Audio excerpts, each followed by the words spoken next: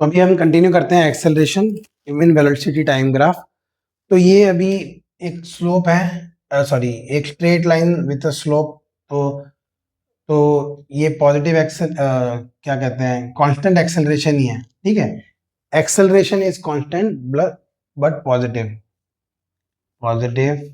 Constant acceleration in this case, just in this case. तो हमें ये area under the graph, area under VT graph, तो कुछ ऐसा होगा जैसे कि ओ ए बी सी डी, ठीक है। तो ये area of triangle A B C, area of rectangle O O A C D, so is equal to area of triangle A B सी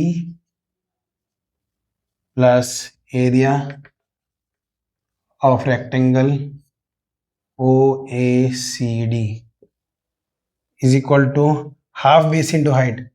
तो हाफ बेस क्या है, सी ए जो बेस कितना है टी, और ये बेस जो क्या कहते हैं, ये सॉरी हाइट जो है v2 minus V one, v2 minus v1, ठीक है। अब प्लस इसको, ये क्या है, ये v1 है जो कि ये वैल्यू है, और v2 है जो ये वैल्यू है, ठीक है। तो एरिया ऑफ ओसीडी क्या है, v1 into T, v1 into T, तो नथिंग बट हाफ। तो जो एरिया अंडर द ग्राफ होता है ना, वो होता है, हम बाद में, पहले मैंने डिस्कस भी किया था, area under the graph is nothing but displacement. वो कब मैंने बताया था कि जब प्रोडक्ट होता है, प्रोडक्ट पता करना था। तो प्रोडक्ट क्या है, देखो प्रोडक्ट क्या है, S is equal to V bar by T into T.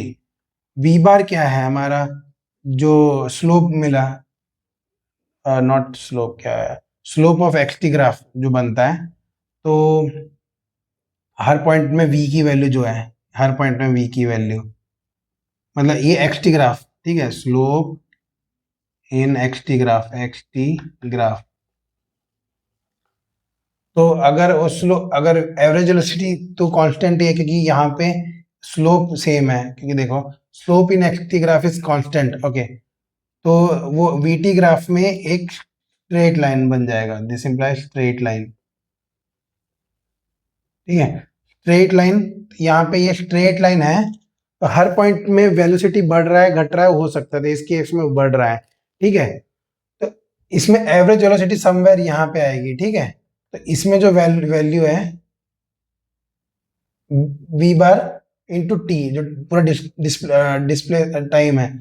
तो अब हम क्या कर रहे हैं, हम कर रहे हैं हाफ। तो ये जो प्रोडक्ट आएगा क्या है, वेलोसिटी और टाइम का, वेलोसिटी और टाइम का, इसमें भी डायमेंशनली वही है वेलोसिटी और टाइम, इसमें भी डायमेंशनली वेलोसिटी और टाइम, तो वो एक प्रोडक्ट ही है। तो हम क्या कह सकते हैं कि displacement is the area under VT graph. तो अब इसको कंटिन्यू करते हैं।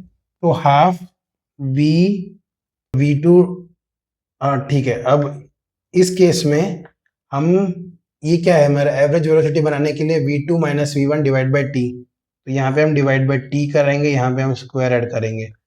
तो v2 minus V one divide by T, ये हो गया हमारा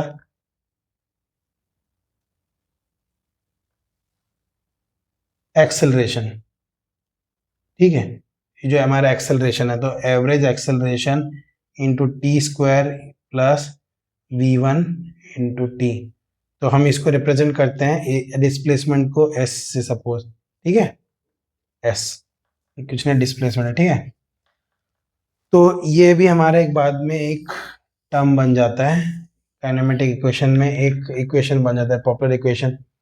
तो s is equal to half A T square plus V one T. तो ये जो डिवाइड बाई टी और मल्टीप्लाई बाई टी किया, तो ये नेक्स्ट स्टेप में लिखना चाहिए था, लेकिन आपको बता दे रहा हूँ कि ये नेक्स्ट स्टेप में आएगा। ये जो पहला है half T into V two minus V one होगा, फिर divide by T and multiply by T करने के बाद वो टी स्क्वायर यहाँ पे टी हो गया, और उसके बाद हमने ऐसे लिख दिया। तो ये ऐसे एक और फॉर्मूला बन जाएगा। तो जो क्या कहते हैं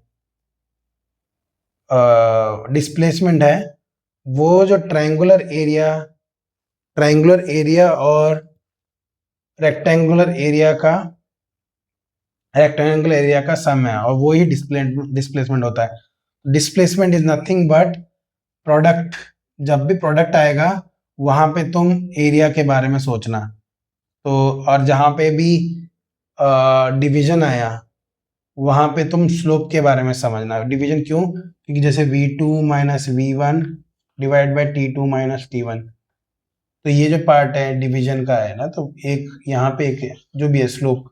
ठीक है, तो ये मैं कॉन्सेप्ट बहुत इंटरचेंजेबली और रिपीटेडली यूज कर रहा हूँ। Slope, may be division, multiplication, product, area under the graph, slope of the curve, tangent, ये सब इंटर रिलेटेड इतने हो जाएंगे बाद में, तो आप ग्राफ को वैसे विजुलाइज करने लगोगे कि अच्छा ये इस वे में ऐसे है। ठीक है, तो that's all for this class, meet you in next class.